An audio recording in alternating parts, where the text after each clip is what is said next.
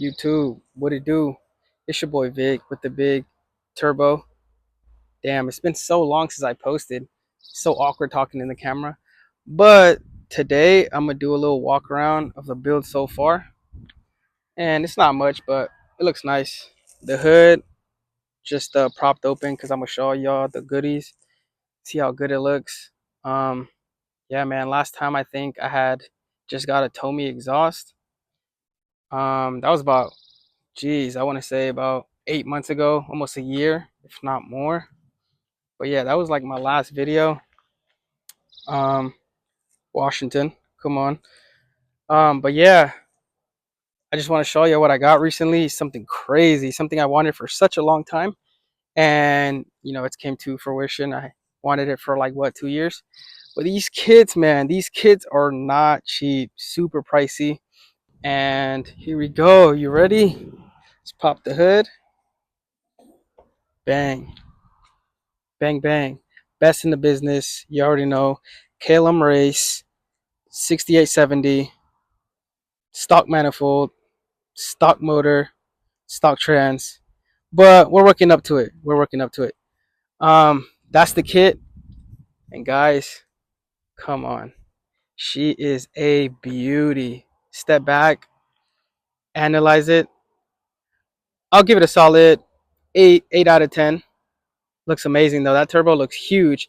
It's just the way the manifold is set up. It kind of pushes the turbo really high. But no hood issues, good clearance.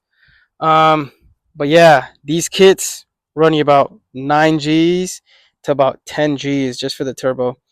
But I mean, I did get all the bells and whistles. I got the heated lines, or the so it doesn't melt the lines. Got the protection, got the heat package, which comes with this heat shield and then the turbo cover.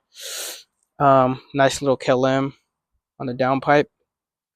But yeah, man, this kit was a struggle to put on. Like when I tell you a struggle, it was a struggle. Everything had to be perfectly specced out. Like adjusted the wastegates, the dump tubes, the charge pipe.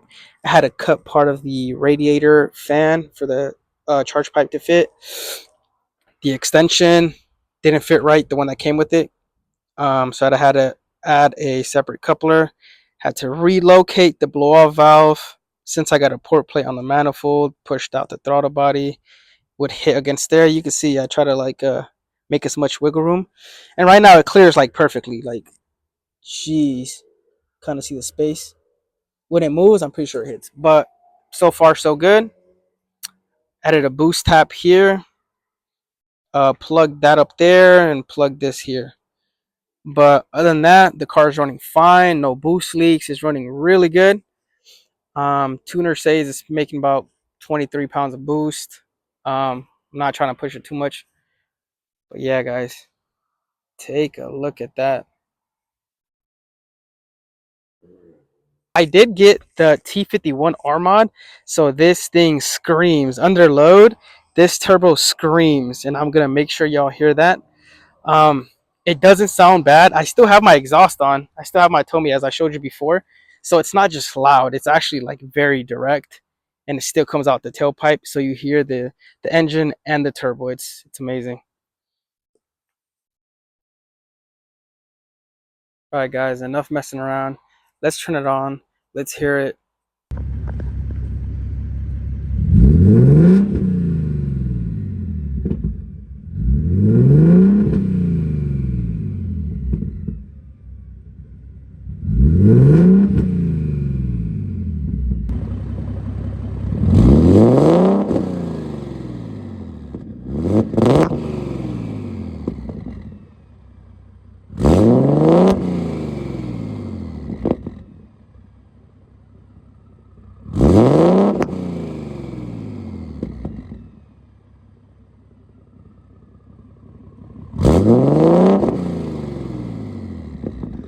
Alright guys, that's going to conclude the video. I really hope you guys made it to the end.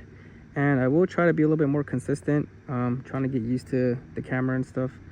But yeah, I got a lot of other videos coming through. I'm going to do a step-by-step on how to actually fuel the turbo and how to, get it going, or how to tune the car. Because it's a really extensive process to get it going. It took me about a month to get the car going, like after I installed the turbo kit, because then you have to get port injection and just a whole lot. So I'd rather just make a full dedicated video on how to do that, because when I was asking around, a lot of the people that I would ask didn't have that information. So it's still like, you know, it's still a learning curve when it comes to like big turboing these cars, especially like a car that uses the max solenoid and doesn't use the OEM, you know, boost controller.